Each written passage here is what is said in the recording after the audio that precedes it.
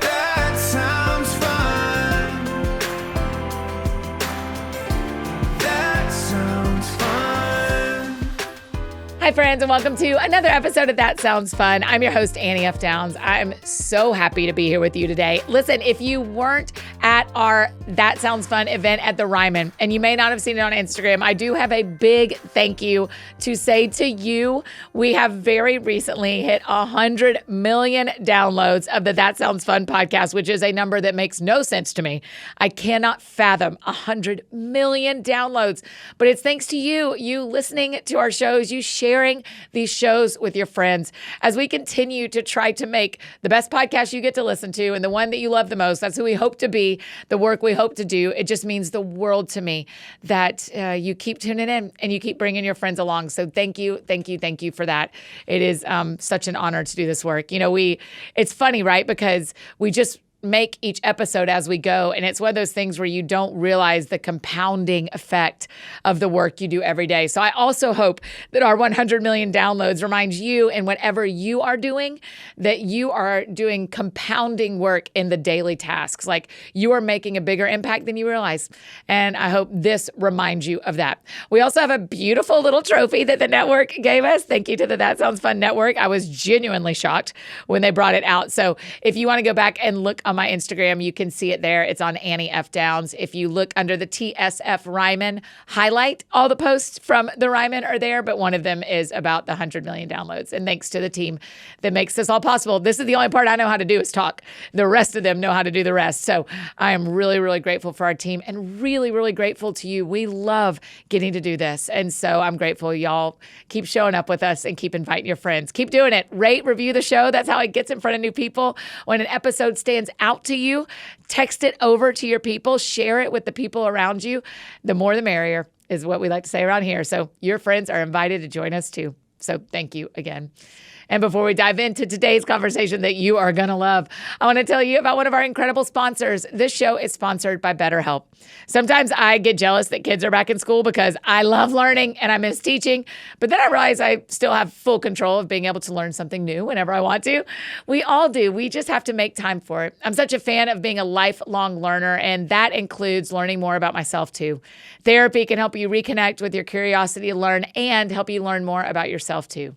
So if you've been thinking about starting therapy, give BetterHelp a try. It's done entirely online, so it is super convenient and flexible to your schedule. And getting started is so easy. You just fill out a quick questionnaire. Y'all know we love a quiz. And you'll be matched with a licensed therapist. Plus, you can switch therapists anytime at no extra cost, so you make sure to find the right match for you. Rediscover your curiosity with BetterHelp. Visit BetterHelp.com/thatsoundsfun today to get 10% off your first month. That's BetterHelp, HELP.com/thatsoundsfun. Today on the show, I get to talk with one of our favorites around here, a real star in the Hall of Fun, Carlos Whittaker. You know him and love him, and he is, as I said, a Hall of Funner. Today, we are diving into this project he's been working on the past few years. It is fascinating. If you don't follow Carlos on social media, you may not have heard about this, but you are going to love it. Carlos spent 7 weeks away from screens, spent time with monks and Amish farmers. It was all to see how it would impact his life and his actual brain. Seriously, he did a scan of his brain before and after. So he's written all about it in his brand new book that releases this week called Reconnected. And he's been working on a documentary of the whole thing. We're going to talk about it all today. So buckle up. Here's my conversation with my friend, Carlos Whittaker. That sounds fun. Carlos Whittaker, welcome back to That Sounds Fun. Hold on, no. You need to say, Carlos, welcome back. I got to say it 8 times? Yeah. 8 times. 8 times. I think I need to double check. Eddie's probably ahead of you because we do monthly, but after Eddie. Sure. Yeah, absolutely. And you know what's great is my brother's name's Eddie. So it just makes sense. That's all right. That you need a Carlos and Eddie. My favorite thing that's happened so far at this table is you have an air tag on your keys. Your keys are sitting next to us. You have an air tag on your keys. Wait, you're saying that as if that's not normal. No, I didn't know you could. You remember when I lost my ring? Yes, yeah. You heard me talk about it every night of tour. One of the first things I thought How do I get an air tag on my ring? How do I get an air tag on my jewelry? I've got an air tag on my keys and in my wallet. So there's actually, they make a little slim wallet or card looking thing that you stick an air tag in. So it becomes a card. Yeah. So those are the only two things I need air tags in. And not in your luggage. No, not my luggage. Well, because I don't ever check my luggage. Yeah, man, every piece of my luggage has an AirTag. Oh, really? In it. Okay. Oh, every piece, whether it's with me or not. Hold on. I take this back. When you and I went to Rwanda, Yes. my luggage was lost until the last day, and I don't know if you remember, I remember your life. Yeah, and I did not have an AirTag, and so maybe I do need to put one in there. I mean, let's talk about when everyone is on the flight from LaGuardia. No, where did we come out of? Was it New York? Yes, it was, because I just remember. No, it was Atlanta. It was Atlanta. It was Atlanta. Yeah. It was the only flight that got us to Amsterdam, to Rwanda. Yes. We were boarding, and you were in the air from Nashville. You were watching, and I was like Instagramming, going like, what are the chances? What's the percentage? It was like 97% of people were like, there's no way. And honestly, there wasn't, because I think you were on the plane. I was still in the air. I was sitting down, and you were posting that you were still in the air. Yeah. I was on our plane. And you were actually supposed to be with me. I was supposed to be with you. And I don't think you would have handled it with the same grace. To be sure, Carlos Whittaker, there is no chance I would have handled it with the joy you did. Yeah. Because I'd have been like, well, literally when we got to Atlanta and that flight, if I would have missed the flight from Atlanta to Amsterdam, you would have not ever gone to Rwanda. To this minute would have not experienced Rwanda. And I love Lillian in Rwanda. I love everybody with African New Life. Yeah. I still get letters and pictures from Bruno and his sister that I sponsor. Blessing. I get her too. Yep. I love what they're doing. Me too. I cannot wait to go back someday. I am going to be hanging out with them at their 2 galas. What do you call them? Yeah. I usually say gala. Gala, yeah. Or gala. Gala. I don't know. Who knows what it is? I don't know, but it's fancy. Yeah, it's fancy. And so You're I get speaking? in September and October. Austin and so if anyone's Portland. in Austin and Portland. So I'll be speaking at both Lucky places. you. Yeah, I get to see Morgan. Yes. Get to see everybody. Gosh, I love Morgan. I know. I have been so impressed when I tell people about so much of what I loved about Rwanda was Morgan's leadership of our lives. Yes. Taking us places. And the ability of a Marriott to be so international that besides what you're eating and that you can't brush your teeth. Yes. In the felt sink. like we're in Dallas. I literally said to so many people, once I walk in the doors, I don't know if I'm in Rwanda or Minneapolis. Yes, totally. No. Wild. Well done, Marriott. Yeah, well done, Marriott, helping us be in both places at once. Totally. I loved it. And I'm thinking about the night that we all had chicken Caesar salads and French fries at the bar in that hotel. Yes. And it was like, how are we in Rwanda right now? It's totally true. I think there was a sporting event or something we were watching too. Yes, there was soccer fun. on TV. It was great. Wow, it was good. Oh, Lord. Let's talk about what sounds fun to us. Nashville SC. Carlos. It doesn't sound fun. 8 losses in a row. 9 now. Oh, 9 they now. Just Yeah, lost you're right. since I'm you sorry. were sitting there. No, I was sitting right there, right behind the bench. Oh. It was funny. BJ Callahan, I think is our new coach. I think so, yes. At one point, after Joe Willis, God bless him, but we had a pass giveaway, and then he's running 40 yards up the field to try to stop this attacker, and he goes around him, scores a goal, and BJ turns around. I'm sitting right behind the bench. Yes. Kind of like puts his face in his hands, Yeah. and like just for like 1 second of like exasperation, Yeah. and like 1 second of like doubting all of his life choices, like because he's only been here for a month or no, something. yeah. And so this was like his first MLS game, but it just was that look of like I got some work to do. Yeah. Yeah. But it is so many of those dudes, you have good friends on the team, I have good friends on the team, best dudes. And you hate to see it like this. You hate to see it like this. I know. Such a bad streak. Because also then all the win gets taken out of the games. Totally. And we don't want to be, I'm more fair weather than you are, but it's hard. It's hard, and it's, you go and now you're just kind of a long-suffering fan, and you're almost going for them. Yeah, at that's that point, right. instead of That's for right. you. You're That's like, I'm right. like, this stadium's emptying out. Because when and you're we're not so winning, young, and we're only a 3-year I team, know. and when you're so young, it's so hard to keep the momentum. Whereas I was about to say the Mets, but the Mets also, when they were having such a bad start to the season, no one was going. Right. But I am still going. I'm still a season ticket holder. I absolutely love it. And we still have a shot to make the playoffs. So listen. What? We actually still have a shot to make the playoffs. How? We do. So we're still in it. We're still in the fight for. How is that MLS this year added 2 playoff spots in both divisions underneath 8, so it goes all the way to 10. So there's actually Out of 15? there's actually only like 3 or 4 teams that don't make the playoffs. So we got a shot. We got a shot. I have to tell. I don't think have I told you about going to the game in New York? No. So I went to a New York Red Bulls against Nashville. Oh, you did? Okay. And Walker gave me his tickets because the families all have tickets Totally. everywhere, and none of his family was coming. So he said, "Yeah, use mine and bring your friends." So me and my friends Jack and Lauren went, and we're sitting in the family section. Everybody knows everybody except us. Okay. So finally, one of the parents turns around and was like, "Hi." I mean, this is like 40 minutes into a 90-minute game. Sure.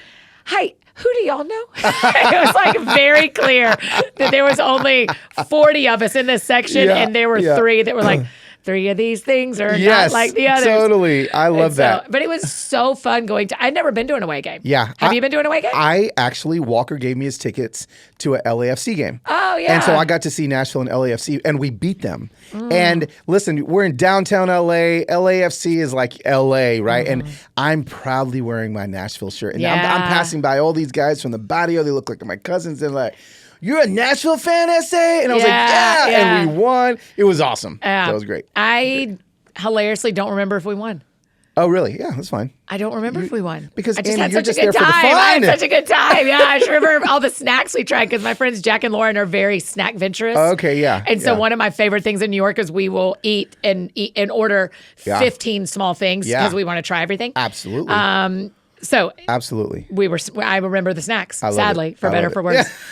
worse. Okay, everyone is hearing this. This is book launch week for Reconnected. It is book launch week. Congratulations. Wow. Thank you. Thank you. I want to talk to you a little bit about, you made this decision to get off your phone, to get off of socials, but you still took a camera with you and recorded a bunch of stuff. So talk about, I've seen people say these things in your comments. Yeah. Wait, so how'd you have a camera and how'd you do all this? And I thought you were leaving technology. So were you leaving technology or were you leaving the connectivity of phones? Will you kind of explain what the difference? Well, so the subtitle is... let me read it. Go ahead and read it. It's first of all, the longest subtitle in America. It's great. Lots of capital letters and lowercase letters. Yeah. How 7 screen-free weeks with monks and Amish farmers helped me recover the lost art of being human. Yeah. And this was the cover I loved. When we were cover voting, I know. love this cover. I sent it to like 10 friends. That was yours. Oh, I loved it. Screen-free. Okay. People have forgotten... First of all, because I have a documentary coming out. Yes. So that's really where a lot of this happened, right? Yes. So people are like, well, how did you, how do you have a documentary? You didn't have a phone. And I was like, I took a camera. So, These old things. Yeah. People forget that you can actually have a camera. And that's right. So really, I mean, honestly, you talk to anybody, what is the problem, the number one problem and pain point people have with technology in general?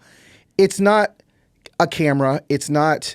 or headphones. It's not, if we go back to 15 years ago, an MP3 player. It's the screen. Yeah, that's right. It's the screen. So that's why it's screen-free weeks. Got it. Okay, great. So I didn't look at a iPhone, an Apple Watch, an iPad, a laptop, a TV. I did not consume any content for almost 2 months. From any screens. I did record every night. I'd set up a camera.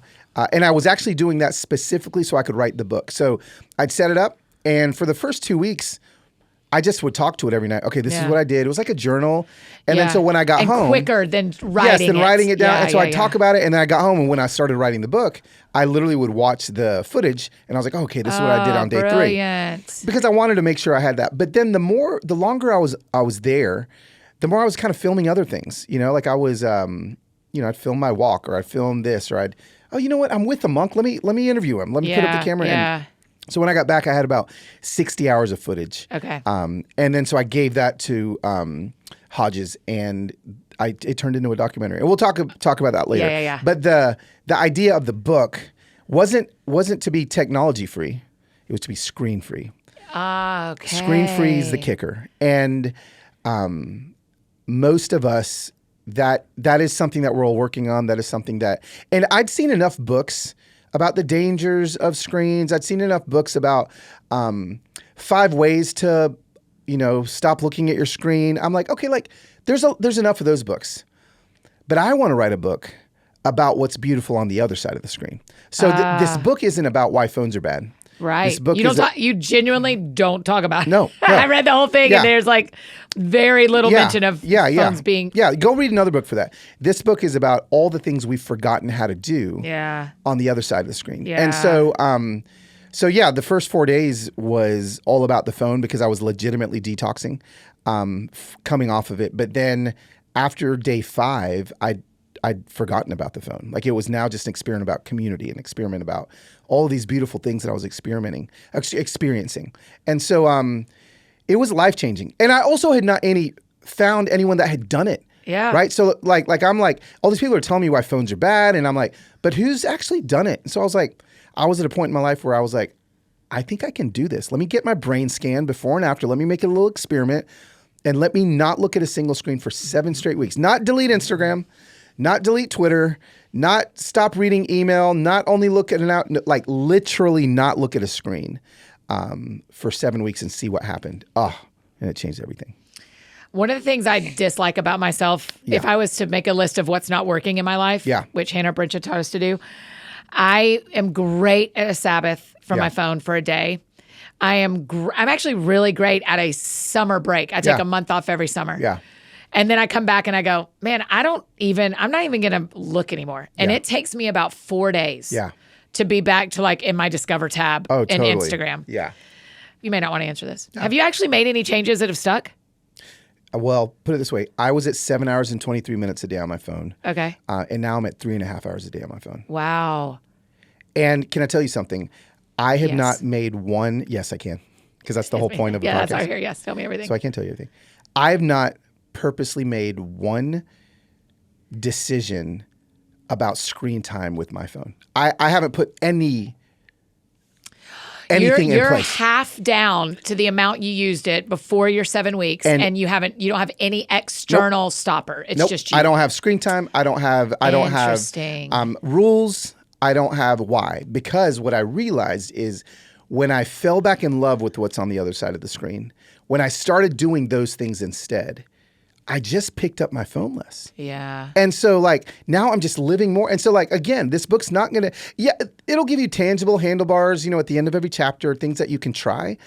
But those things that you're trying is actually living, right? So like a great example is I no longer use maps on my phone. I love this. You have to talk about this. This was a great part of the book. Yeah. I no longer, literally like anywhere I go, I look it up before I leave. I write it on a napkin, I'll write it on a piece of paper, and I just start going. So I no longer have Siri telling me in 900 feet. Like whoever knew what 900 feet was until now, right? Like we, turn left. No, and I get lost and I get stuck in traffic. But I do all these things because I feel like we were created to get lost and find our way. But that has an even deeper That spiritual. was literally probably one. I'm glad you're talking about this. Of the things I wrote down that I loved in your book, getting lost, the power of getting lost and waking up your intuition. Yes. That is profound, Carlos. Yeah. I mean, I can't wait. Y'all are going to have to read all the way to page 187. But by the time you're at 187, I mean, I just was really blown away at what it looks like to wake up your intuition. Why is that? Tell me what happened to our intuition. Because I think one of the reasons I love that is I feel that really profoundly that I don't lean on my own intuition very much. It's gone. We don't wonder anymore. We literally don't wonder. We ask questions, but we don't wonder. So people think that by saying, I wonder what, that's wondering. Wondering isn't asking the question. Wondering is what happens after you ask the question. So wonder's gone, right? So we when someone says I wonder, pick up a phone, wonder is over in 1 second flat. Yeah. So because we're not using that part of our brain anymore, because we're literally not stuck in Wonderville anymore. Right. We don't have to trust our gut. We don't have to use our intuition. Yelp, legitimately the thing that's ruined, I believe, so much intuition. Like you pass by a restaurant and it's like, man, that kind of looks good. You look it up on Yelp. Oh, it's only got 2.5 stars. But now we're trusting Joe with his taste buds over our intuition and our experience. And they would be like, oh, I don't know how the food's going to taste, but that place looks fun. Yeah, And so like intuition gone. Intuition, I'm watching my Amish friends, farm. there's so much intuition when he was farming. You Yeah. know, I tell this story about intuition. I'll share it where Willis, I'm what I think at this point 6 days deep into farming with Willis, and so we're with the sheep every day, but we've been waiting to cut the hay, to cut the grass. Yes, please right? tell this. Yeah. So we're waiting to cut the hay, and by day 6, Why do you have to wait? Because it has to dry up? Yes, because it has to dry, right? And so it's not every day. It's a little too wet because it like poured a couple days before I got there. He's like, we're letting it dry. So like now I'm becoming, by day 6, I'm like a freaking grass expert, right? Like I'm walking out there like I know. Yeah. I'm picking it up, walking it, and I was like, oh yeah, it feels like today's ripe for the harvest, right? Yeah. And Willis is like, one more day of letting it dry. So then it's the day that we're supposed to cut the hay, and I'm so freaking pumped. I'm like, I'm gonna get on the horse and the whole thing. But I wake up and it's like thunderstorm outside. Yes. So I'm like, shoot, like we're not going to get to cut the hay again. I wonder if we were going to get to cut it while I'm here. Yeah. So I walk there dejected, and I go, and I was like, Willis, like, and literally you could see it raining. Like you could see the clouds, you could see all the rain. I was like, it's. You walk to where he's living. So I'm like in a little tiny house, and Yeah. then I walk 100 yards to their house. And, they have breakfast for me every morning at 7 a.m., like big farm breakfast. And, we're sitting there, and I was like, well, it looks like we're not going to get to cut the hay. And he's like, well, why? And I was like, well, it's raining. He's like, well, it's not raining here. And I said, I know, but it's raining. He's like, come outside. So I walk outside, and we walk in the grass, and he points to my boots, and he goes, what's on your boot? I go, this dude's weird. Like, what are you talking about? I said, nothing. He's like, no, look at it. And I was like, oh, well, there's water. Like, it's wet. The grass is wet. He's like, my daddy always told me, if there's dew on your boots, it's not going to rain. And I was like, excuse me, that's the stupidest thing I've ever heard. Look, there's thunder, there's lightning, there's rain all around us. He's like, we're going to cut the hay because there's dew on your boots. And so I'm like, this is dumb. Like, you're going to ruin this entire field's harvest. So I get in the, I get with Kathy, his wife, and Diane. Uh-huh. We go somewhere. It's dumping rain. We drive a mile away. It's dumping rain. We're there a couple hours. It's dumping rain. It literally never stops raining. To where I even look at Diane and Kathy, almost like, I'm so sorry that you've lost your harvest. Yeah. That you've wasted. It's gonna mildew. Like, you can't cut it while it's like that. We start driving back. We get about half a mile from the farm, and the rain just stops, and it's dry. The road is completely dry. And Kathy turns around to me and she goes, "We ain't home yet." Oh, Right. wow. And so we got home, and Willis is standing in his driveway with his arms crossed on his belly, smiling at me. And I walked up to him. He's like, there was dew on my boots. Oh, wow. And he cut the hay. And that was intuition. That was trusting your gut. That was, Google has killed intuition. And so, again, I'm the, whenever I'm at dinner with my friends now and someone utters the word, I wonder, and then someone picks up their phone, I make them stop. Let me look. Yeah. No. We're just going to wonder. Yeah. It's okay to not know. It's okay to just wonder. We're addicted to knowledge. We're addicted to not knowledge, but the feeling of control that knowledge gives us. Yeah. When ultimately I realized during these 7 weeks, knowledge doesn't give me control because I'm actually out of control. This is my big question I wrote. When I finished reading the book, I wrote, is this all a control thing? Yes. And do we know too much? Oh, yes. Those are my two questions. Like, I can show you. Those are my two Look, questions. Annie, you don't even need to interview me. Just let me talk. Like, yeah, because right. And those are, why I'm glad you're asking these questions is because that right there, those are the questions. Yeah. It's not, the phone is not the problem. Phone's not the problem. Control. What are you? Because we work so hard to be comfortable. Yeah. We are constantly controlling every environment we are in. Yeah. And 100 years ago, that was not possible. No. But now, give me air conditioning. Yeah. Now, give me the food I want. Yeah. Now, make sure we have everything we need. Yeah. And our phones give us this sense of, I can get comfortable. Yes. If I know more. And the truth is, if you think about it and you start unpacking this control and this knowledge. No, thank you. What's actually happening is it's actually causing way more anxiety in our lives. Right. Because when it starts to, when the control just starts to slip a little bit, well, our great-great-grandparents never even had that control, so they never worried about that control. That's right. Now, I can track my kids. I can track my mom. I can see how fast my kids are going, 52 miles an hour. I can see when they get to this location. My mom's like, Carlos, if I had that when you were a teenager, I would be stressed out 24/7. Time, I know. And so she's like, it's actually giving you more anxiety than it's giving you more peace. Are you hearing John Eldridge talk about this right now? Oh, yeah. John, for starters, if there are two people who are bigger fans of John Eldridge, Right. I don't know who they are besides you and me. Maybe your wife. Yeah. But he's talking right now on his podcast about what John's saying right now is we have more counselors than ever, more therapists than ever, more medicine than ever, more knowledge than ever, and we are still more anxious than ever. And he's like, so he in his podcast, he's teaching when you feel anxious in the middle of the night, you can't go to a counseling appointment, you can go to God. Yeah. And so let's learn how to go to God for our peace and our when we feel out of control. Yeah. And also have these other resources. He's not, I mean, he's a therapist. Sure. He's not anti those other resources. Yeah. But you're I'm right. not anti-phone. Certainly. Like I'm back on my phone. Yeah. Like it does great things, but it's causing us to become addicted to knowledge and control. Yes. Knowledge that leads to control, or this false sense of control. And something that I say a lot is our souls and our psyche were not created with the capacity to consume the amount of content we consume. They just weren't. Yeah. And so, yes, we know too much. When I was at the monastery for 2 weeks, all I knew was what was happening within 100 yards of me. Right. I knew that Father Dominic was sick. So I knew that I could go to the mess hall and the cafeteria and get him some food and go visit with him.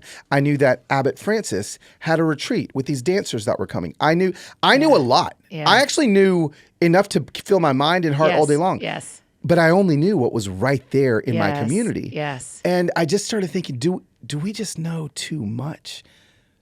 Like now we know what's happening across the planet, and I think it's okay. At all times. At all times, 24/7. We just, there's no way we were created with the capacity to know all that. Yes, yes.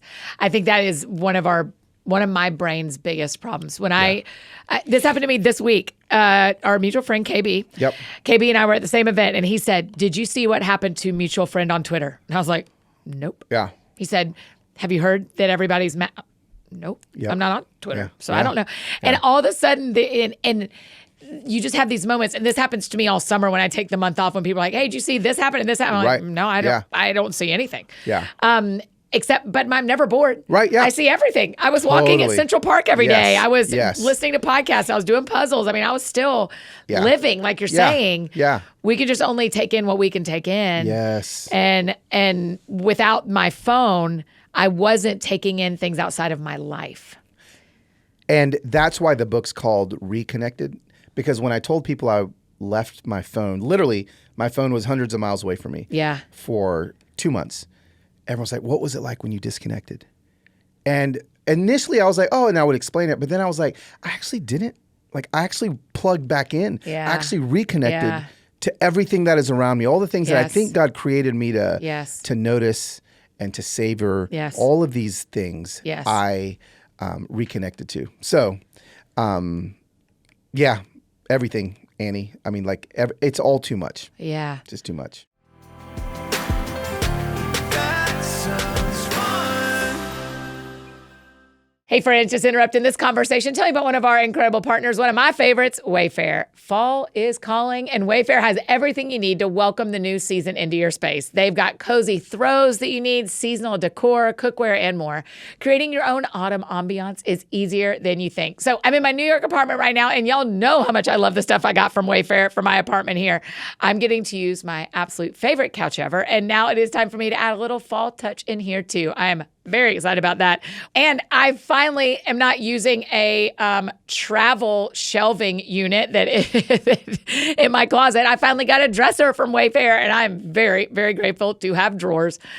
No matter your style or budget, Wayfair is the go-to destination for everything autumn, which I am excited to do the updates around the apartment. Anything you need for the entryway, the dining table, kitchen, and more.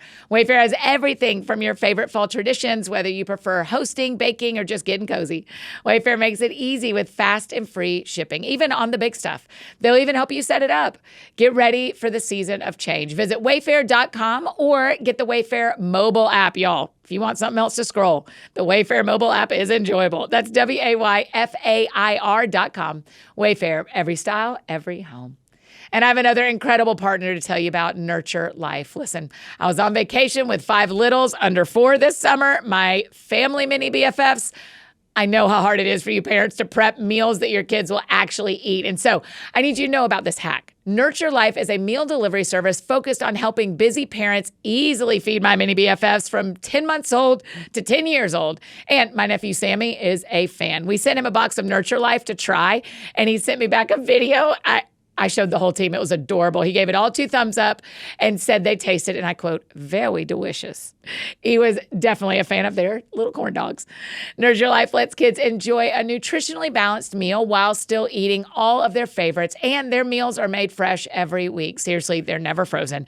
And they're shipped directly to your door. It is even allergy-friendly, too.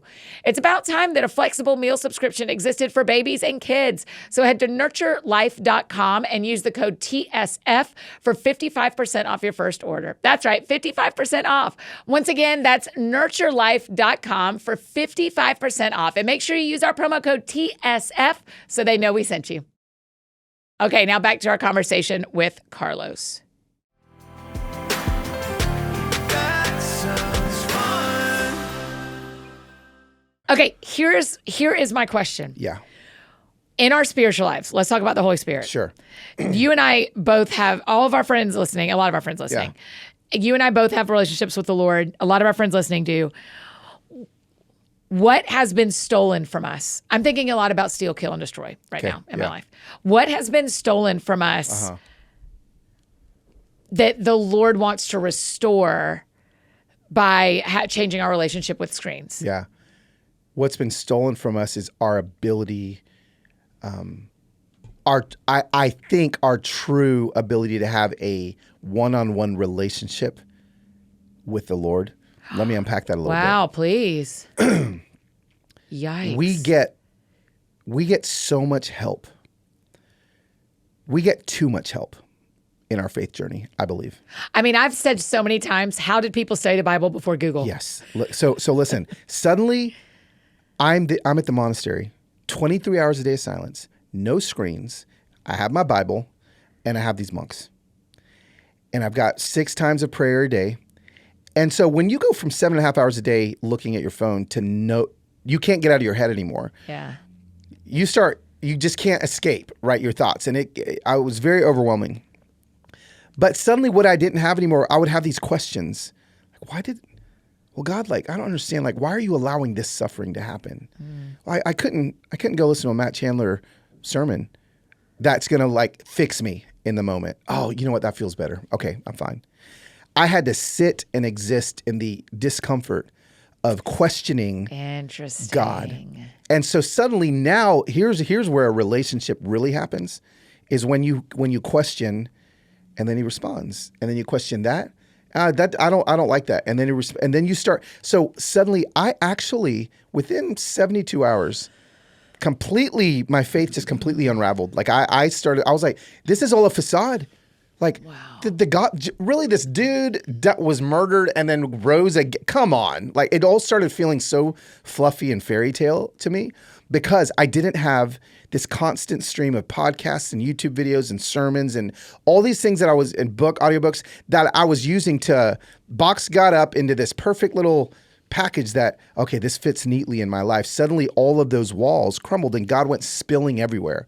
And so what happened to me was God actually got way bigger than he did smaller. I feel like these screens are making our faith so small.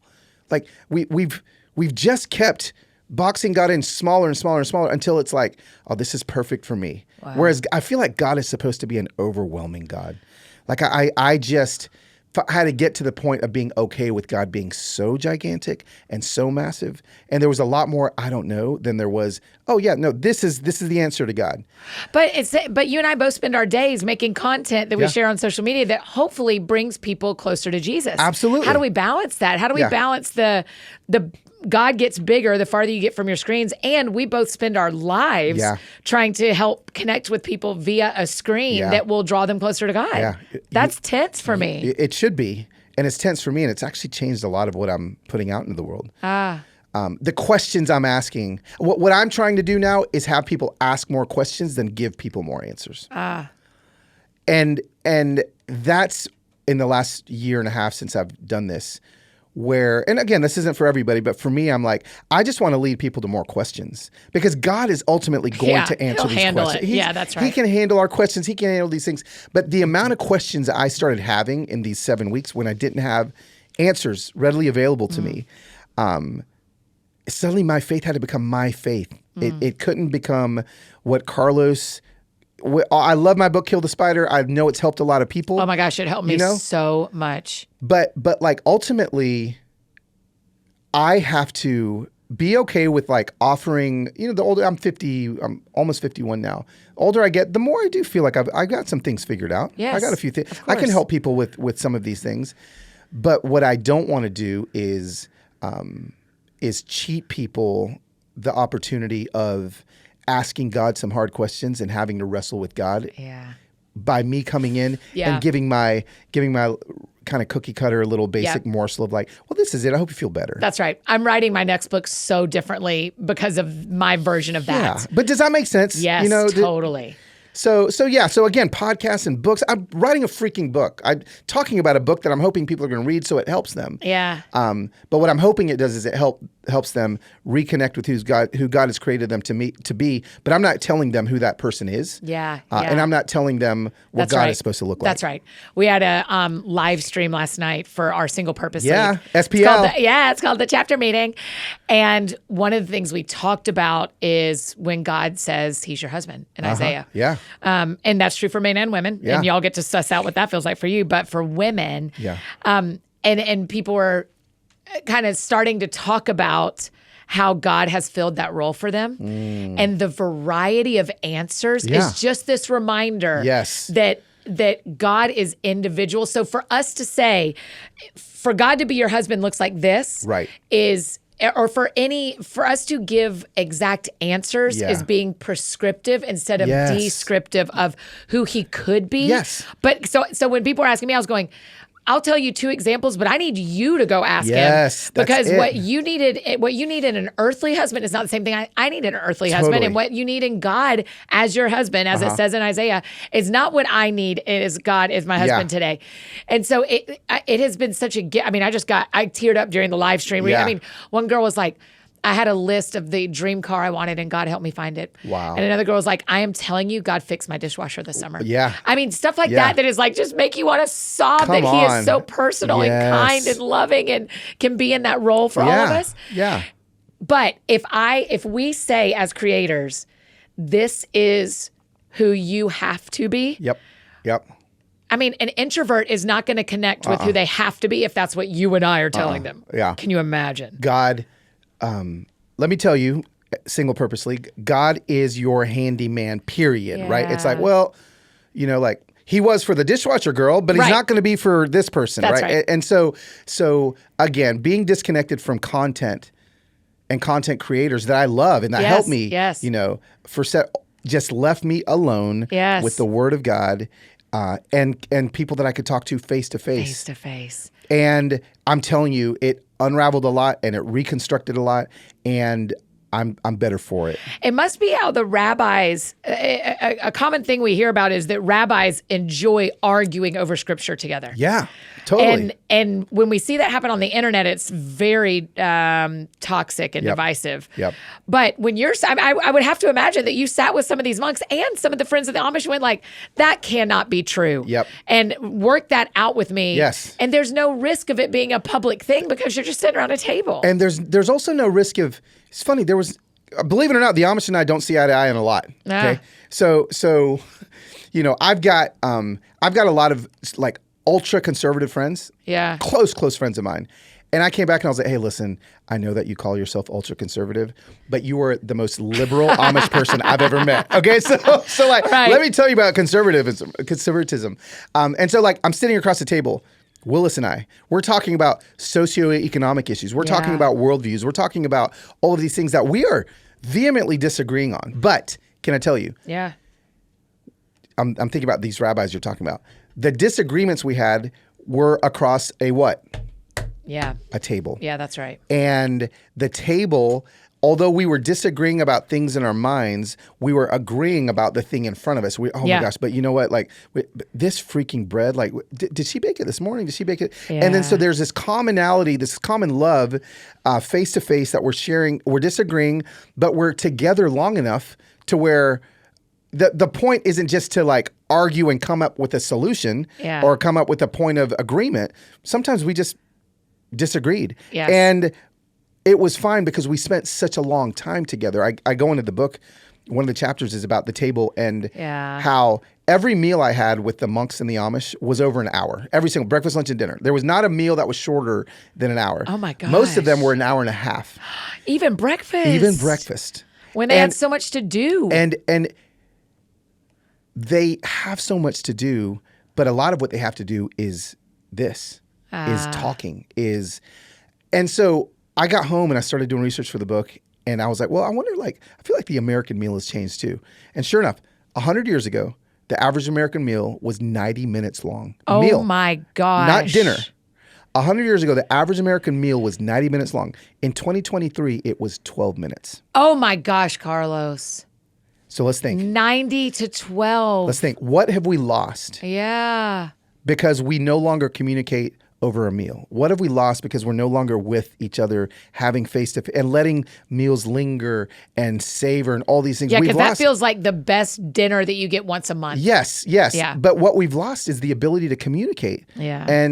And we've seen it now. We're communicating with our thumbs on screens. That's not the place to solve these disagreements. Yes. It's over a meal. It's over. So, that was something else that I fell back in love with. And so, most of my meals now are at least an hour. And, if my kids are, getting itchy at 20 minutes, I'll just ask another question. Great. Yeah. And, anyway. Okay, let's talk about your kids for a minute because Sohaila's married. She is married. That's wild, she isn't is it? Months into the marriage. Yeah, and cut all her hair off.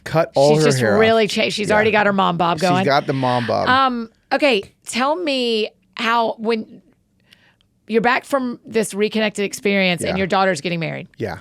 So that is a ton of change happening. Yeah. How is talk to me about your experience internally from doing this and then coming back, and within a year, your daughter's married, moved out of the house. So Sayana's moved back in the house. Yeah. I mean, there's just been just to get ready to move back out. Yeah. Yeah. My parents. Oh my gosh. I'm so sorry. Of course, your parents are across the driveway now. The driveway. Yes. So it's a lot. There's I actually feel like I did this at the perfect time because I came back with the order of importance of things just drastically shifted in my world when I wasn't attached to this. You kind of like you feel at the end of your month, right? Yeah. Like I didn't turn it on for 4 days. Like I was supposed to turn it on. I didn't turn it on. I just was like, I was scared. That part of the book is fascinating. How you like cried at Brian's house. Yeah. It was scary to turn it on. Yeah. And so, coming back, what has happened to me is I'm so much more present in every conversation I have. Like I look my dad in the eyes way more than he's comfortable with me looking him in the eyes. I hug my mom longer than she's comfortable with me hugging her.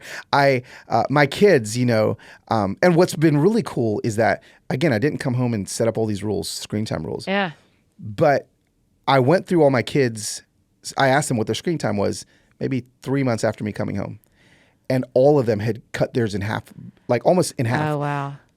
Simply because their dad wasn't on his phone. Oh. So they felt uncomfortable being on their phone. If we're together. And they probably weren't connecting with you on socials as much anymore because you weren't on social. Yeah. I've become a better friend. I think I've become a better husband. I've become a better father and a better son. Better pickleball player. A way better pickleball player. You're a very good pickleball player. I'm really good. Yeah. I'm actually really good. I'm playing tonight with my Nelson publishing team. Are you really? Yeah. It's really fun. Andrew, I'm coming for you. Yeah. It's just so much better on the other side, know? And I even think like I'm a better influencer. On Instagram. Yeah. I just feel like people feel it, like people feel the difference. And there's just not a lot. There's not a lot. Do you ever feel embarrassed that people feel the difference? I do about something. Oh so, yeah, so, no, I can see how you say that. Yeah, I think that I'm like, oh man, that means I must have been a pretty crappy version of this before. If That's they're how noticing, I feel about the thing that people. It's like, wow, Annie, like they're trying to compliment you. You're like, you're just you're such a better friend. Yeah, and you're like, oh, yeah. When I'm like, they can tell I care about something that I didn't used to care about. Totally. And they keep being like, yeah, we can feel the difference. And I'm like, I'm sorry, I'm embarrassed. Yeah. So I didn't know if you had wrestled with, amongst all the other emotions that have happened in the last year of your life. Yeah. If it was. Yeah. I mean, yeah. But I think it set me up to be so present for my daughter's wedding. Yeah. It was. I was shocked how little content we got during the wedding. Yeah. It was wild. And if it was From any anybody. content, it was just me crying. Yeah. That's right. And I cried, Annie. It's so funny because like I wasn't even emotional about it. Like they'd been dating since they were 16. Certainly. So I'm just like, let's get this over with. It's about time. Yeah. We're leading up to the wedding. I'm in Jackson, no tears. Yeah. So Hayla shows up, no tears. The day my first friend showed up, I just started bawling. And then the next friend, I started bawling. Yeah. And then the next family, and I'm like, all these people flew here to spend 3 days together. Yeah. And I cried literally the entire time. Like I think I still have a rash on my cheek. Yeah. It was beautiful. I was very present. Something else I've done is my phone is on permanent do not disturb. So I never get a ring or a buzz. Oh, wow. Literally for any notification. They show up on the screen if I swipe up, but it's because that's something else that happened during those 7 weeks that I realized was so powerful. I never had a single thing buzz on my body to remove me from the person in front of me. Wow. And it was so powerful. And it was actually so palpable when a monk that I was talking to, their phone would buzz in their pocket, and I'm spilling my guts. And then they're like, "Oh, sorry, Carlos." And they reach in and they do something. They put it back. Okay, back to what you were saying. And I was like, "Did this monk just do what I've been doing?" Yeah. And so that was so powerful that I just stuck my phone on do not disturb. Okay, is there a world where I can do not disturb on text but not calls? Yes, you can set do not disturb for anything. So do not disturb. I have it set up like hours of the day that Whitney, my assistant, if she texts me, my phone will buzz. She's the only one. Got it. My family, if they text me, my phone won't buzz. But if my family calls me, my phone will buzz. That goes through. Okay. So like I've got it set to where my family knows, listen, if you need me, you're going to call me. Yeah. And anyone else that texts me, like when I happen to pick my phone up, I'll see it, but I'll never be interrupted. And so I'm suddenly living this, it's been a year and a half that I've had it on permanent do not disturb. And I feel like that's also been another huge reason my screen time has gone. I'm going to do not disturb. Because then when you are waiting, even when you're waiting somewhere. Yeah, you can just be present with what's around you, and you're not just like, pick it up 15 minutes later. Why am I on this TikTok? No, it's just. Oh, that's even what happens with my watch. I'm so thankful for it. But then even since we've been sitting here, I took it off and dropped it behind me because it will buzz. And I'm getting texts, but I'm with you. And again, I had an Apple Watch. I actually got an Apple Watch from That Sounds Fun. Yes. I don't know if you remember this. It was like my first podcast here or whatever. When you joined the network. When I joined the network. Yeah. And so it died before I got to the monastery. Yeah. And I just kept it on my wrist. Yeah. Because I had a horrible tan like on it, right? And it would actually, if your Apple Watch ever dies, it'll still tell you the time on it, like in red. But after like 3 or 4 days, I was like, you know what? why do I need to know what time it is? The bells ring 5 minutes before prayer. So I know that the bell's going to ring at 6, at 7:30, at noon, at 5, and at 7:30. Yeah. So I took it off. And that was like my last screen. Even though the screen wasn't giving me any content, that's right. It still was telling me what time it was. And I didn't want to know anything. So I'd walk outside. It was 97 degrees. Yeah. All I knew was it was hot. Yeah, that's right. But I couldn't tell how hot it was. So like I just was removing anything. So anyway, again, back to the notifications and the do not disturb and being present with people. At the wedding, I was just so present. Yeah. And now literally I will never be taken away from the place that I'm in into an alternate universe when I'm in a conversation with somebody. They're the most important thing, and they will always stay that most important thing. So no watch at all anymore? Only when I play pickleball. Oh, right. Which one do you wear? So you can mark your... No. So this is what your Apple Watch has given me. There's a new app called Swing Vision. Okay. This is why phones aren't bad. It's on your phone. Yeah. And it's an AI tracker. Okay. And you put it on a tripod. hanging on the fence behind you while you're playing pickleball. Oh yeah, I've seen those videos. that And you then so like post. it actually shows how fast I'm serving. It shows where the balls are hitting, but it also shows on my watch when you're playing with somebody, and my son is notorious for this. That was in. Nobody. And I hit my watch replay, and it'll show the exact ball landing, and it'll tell us if it's in or out. Oh, it's so awesome. Wow. That's unbelievable. That's a very helpful app. So technology, screens, like I'm not the anti-screen guy. I'm not Yeah. the AI's bad guy. I'm like, no, like let's just be in charge of them instead of them being in charge of us. I love that. I'm going to put my text on Do Not Disturb today. Yeah, give it a shot. What a great gift to just like, I'm available. I mean, it's the thing that people talk about as far, I haven't had social notifications on ever. Oh yeah, me but neither. But I think, man, what a great gift to give myself of like, I respond when I respond. Yeah. If it's an emergency, they'll hit the button or they'll call me. Yeah. And because you can notify anyway. Yep. Boy, Yep. have I done that to friends. I've probably done that to you where I'm like, ring, buzzing. Watch me not care. Totally. Buzzing. Totally. That's really interesting, Carlos. And you pick up your phone enough. We all pick up our phones enough to where we're going to see. Yeah. Oh, 20 minutes ago someone called. Yeah. So I'll tell you the thing that has changed my life. When people ask me what's it like in New York and what's New York done, I say New York has changed me in every way. Yes. I am a different person in every city because of New York. The number one thing about New York is walking. Yes. Yes. And you talk a lot in this book about walking. So will you talk about that for just a minute as we finish up? Because I want people to, I feel like I'm a new evangelist for walking places. Yes. We walk at 3 miles an hour. That's how fast a human being walks. Okay. Some walk at 3.5 miles an hour. Some walk a little slower, but 3 miles an hour is our average. When I was with the monks, and they're walking everywhere, they and when they would walk, Annie, their robes would kind of sway like bells. Like there was just this cadence to them walking. It was actually really beautiful. And I had no vehicle anywhere I went. Yeah. So besides a horse and buggy. And so I started walking everywhere for 7 weeks. A scooter or an e-bike at the end. Yeah. Yeah, I got really fast at the end. Yeah. 3 miles an hour is I call it God speed. Yeah. Because that's the speed God designed us to move. Yeah. So I've started to say, what in my life can I get back to 3 miles an hour? Well, when you walk, and you find this in New York City, you notice things that you never would have noticed if you're driving. So if someone right now doesn't live in a walkable place or whatever, go on a walk around your block. Everybody lives in a walkable place. Yes, everybody lives in a walkable place. But if you don't live in a city. Yes. Go walk around your block. Yep. And if you're like, well, I don't know when the last time I did that was, you will notice things in your neighbor's yards. You will notice rose. I talk about like walking around my block and smelling this rose bush in my neighbor's backyard. That I was like, I've never smelled that before. Yeah. Well, why?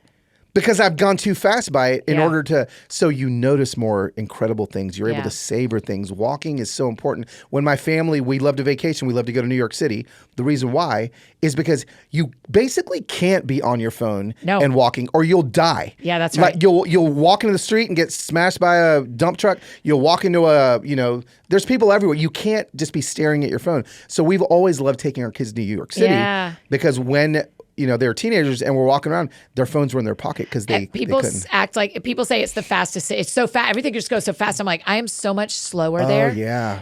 I cannot get anywhere fast. Yeah. Because from my door to the subway is a 4-minute walk on my best day. Yeah. It's a 4-minute walk. So, and then I got to trust the subway when it's going to go. Whereas in here, when I run out my door, jump in my car, drive. Yeah. No, totally. And not using maps for me has helped as well. Like I'm going to try that this week. When everyone's hearing this, I'm in New York as well. Yeah. So maybe I'll see you this actual day. Yeah. But I want to try doing it without maps. Looking before I leave. Look before you leave, and then write it down. Write it down on a napkin if you want. I actually checked MapQuest is still a thing. Go on MapQuest, go to your printer, print it out. Can you imagine? Follow your gut, get lost, sit in traffic. Yep. It's okay. Yeah. So you're 15 minutes, you're not going to, you're going to lose. Are you really losing it? Right. Or are you actually being able to savor, okay, talk to God. What do you want me to think about? So I mean, it's I'm excited. I'm excited that people have the opportunity to reconnect Yeah. And I think the book is going to give them a lot of ways to do that. Yeah. And as will the documentary. I can't wait to see it. Yes. And the Kickstarter is still going. So Yes. people can still jump on. Even though you met your original goal, you Yeah. can still jump on and get all the bonuses. Absolutely. So the original goal was met in 7 hours. The CEO of Kickstarter told me that was the fastest that a Kickstarter campaign has ever been funded. That's been $50,000 or more. Oh my gosh, Carlos. Crazy. Congratulations. Thank you. So that was nuts. But anyway, all the bonuses and the tiers amazing. and the rewards are still there. Yeah. So you can still get all those things. We're doing a screening, a Nashville premiere of the documentary. There's a tier That's that the includes one I that. bought. Yeah. So all of those are still there. Yeah. And yeah, every amount that continues to get raised just goes back into like, how can I get this, Yes. to go farther? How can we'll put it in a film festival now. So Yeah. there's all kinds of things we're Cool, excited about. Carlos. I made a movie. That's cool. Yeah. A film festivals. That's I know. really cool. It's crazy. That sounds fun. Hey friends, just interrupting this conversation to tell you about one of our incredible partners, KiwiCo. We love KiwiCo around here. My mini BFFs have made some of the cutest things from their crates over the years. If you don't know about KiwiCo, you're going to love it. Each month, kids receive crates packed with engaging hands-on activities designed to introduce them to exciting science, technology, and art concepts. There's always something new for kids to discover in their crate, like engineering robots or learning about the science of ice cream. There's 9 monthly programs to choose from, so KiwiCo has something for kids of all ages, ranging from infants and preschoolers to teens and beyond. If you're trying to keep your toddler entertained during the day or want to keep your big kids off the screens over the weekend, KiwiCo has you covered. KiwiCo truly is such a great way to encourage kids to get outside, to explore, and to stay off their screens. They get to work on things like little planters they get to decorate, or adorable magnetic car set for littles, or doodle kits that inspire crafting for older kids. Y'all, they're all so fun. Plus, every KiwiCo crate comes with everything you need, materials and instructions that are easy to follow, and there's also no commitment. So you can pause or cancel anytime. Redefine learning with play. Explore projects that build confidence and problem-solving skills with KiwiCo. Get 50% off your first month on any crate line at KiwiCo.com with the promo code ThatSoundsFun. That's 50% off your first month at KiwiCo.com, promo code ThatSoundsFun. And now back to finish up our conversation with Carlos.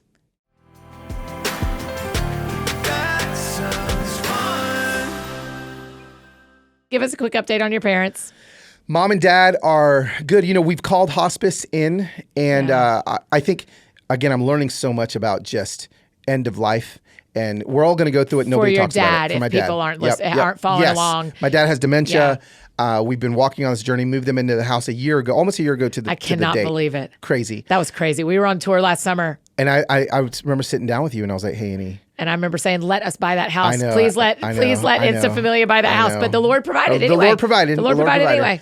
And so anyway, so Dad's he was declining pretty rapidly. We put him on hospice, and I think I always thought of hospice as like the last week or the last few days. Yeah. And what I've learned from hospice people is like, no, like hospice is there to support a family member in the end life stages of the other family member.